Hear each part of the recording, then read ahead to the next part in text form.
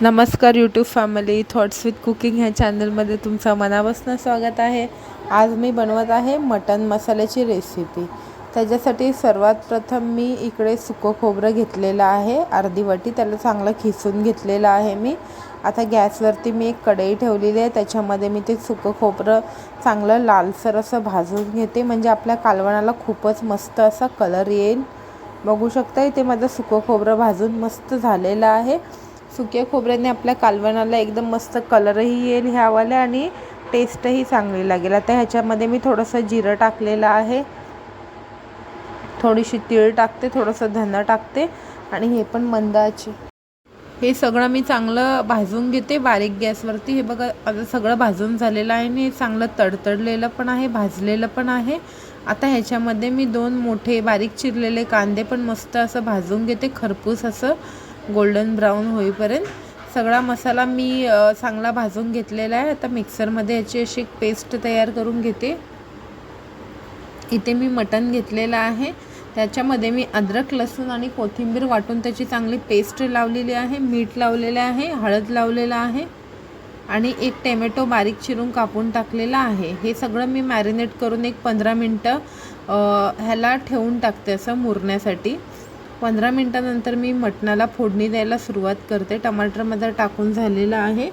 आता मी ह्याला 15 मिनटं मुरण्यासाठी ठेवते। मी गॅसवरती कुकर ठेवलेला आहे मटणाच्या फोडणीसाठी। मटण मसाल्याच्या कुकरमध्ये मी थोडंसं तेल टाकलेलं आहे, त्याच्यामध्ये थोडासा तेजपत्ता टाकलेला आहे आणि एक बारीक चिरलेला कांदाही टाकलेला आहे। हे मी गोल्डन ब्राऊन होऊन देते चांगलं।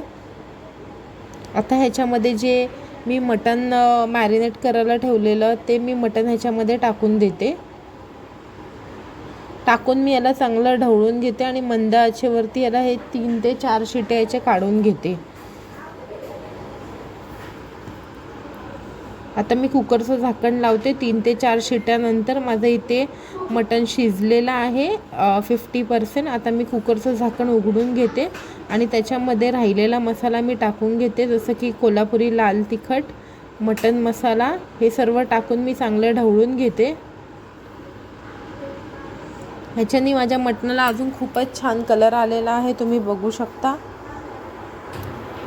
संडे स्पेशल मटन मसाला रेसिपी तुम्ही पण नक्कीच ट्राय करा आणि जर तुम्ही माझ्या चॅनलवर नवीन असाल तर माझ्या चॅनलला सबस्क्राईब करा।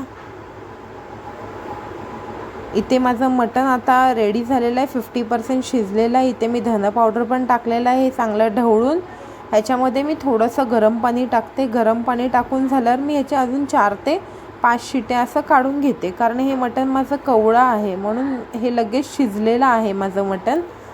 आता मी ह्याला झाकण लावते। आता जे मी खोबरं, कांदा वगैरे ते भाजलेलं जे पेस्ट आहे ना, ते मी ह्याच्यामध्ये टाकून ह्याला चांगलं ढवळून घेते।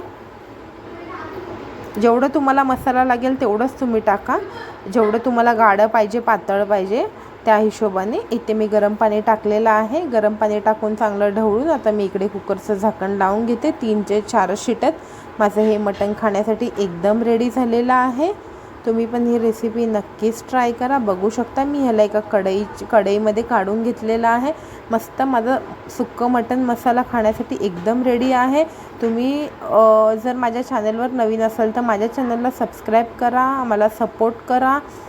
व्हिडिओ बघितल्याबद्दल शेवटपर्यंत धन्यवाद, थँक्यू।